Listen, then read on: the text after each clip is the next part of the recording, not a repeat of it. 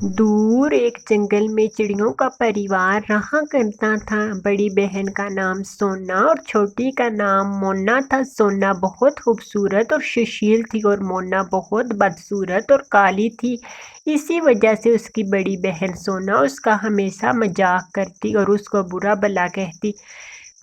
ارے مونا، دیکھو نا تم کتنی بدصورت ہو، اور میں دیکھو کتنی خوبصورت، میری آنکھیں دیکھو، میرے پنکھ دیکھو کتنے حسین اور کتنے سشیل ہے، اور تمہارا کالا رنگ کتنا برا ہے۔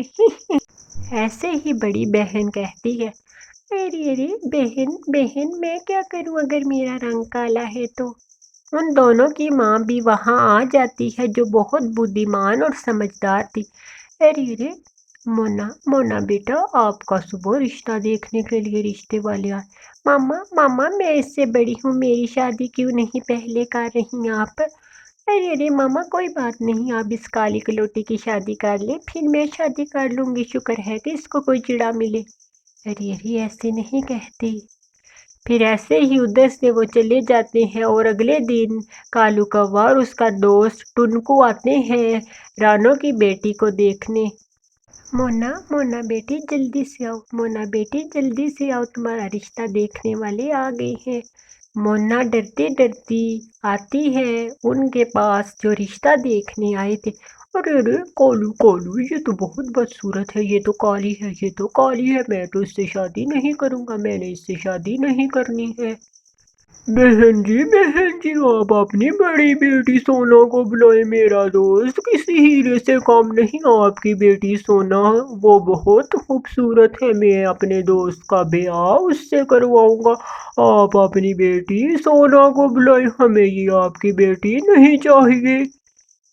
ارے ماں، اگر سونا بہن کا رشتہ آیا ہے تو آپ اس کا رشتہ کر دیں، میں تو چھوٹی ہوں، میرا پھر رشتہ آ جائے گا۔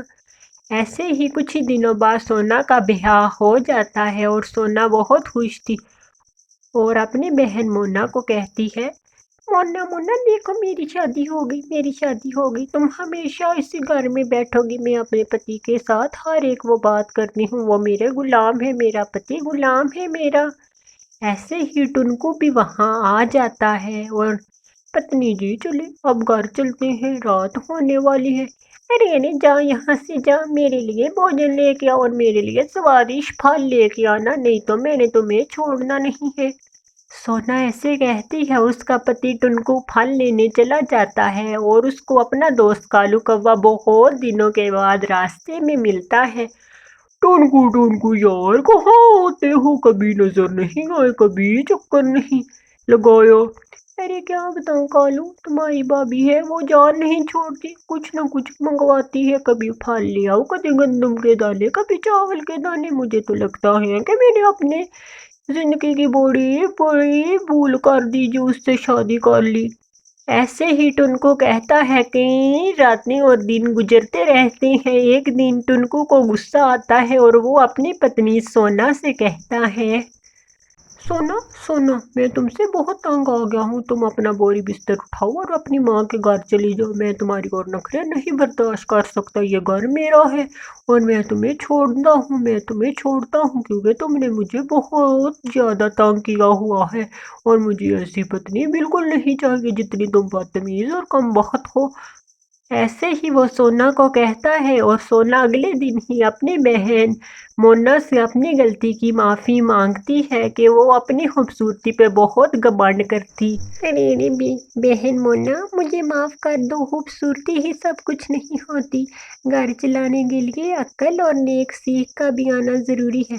ارے کوئی بات نہیں میری بہن، کیوں نہ میں مونا سے شادی کر لوں، سونا کی بہن سے وہ بہت بدیمان اور نیک دل کی چڑ گئے ہیں۔ پھر ایسے ہی کچھ ہفتوں بعد کالو کوا مونا سے اپنا بیاہ کر لیتا ہے، وہ اپنی زندگی خوشی خوشی بسر کرتے ہیں۔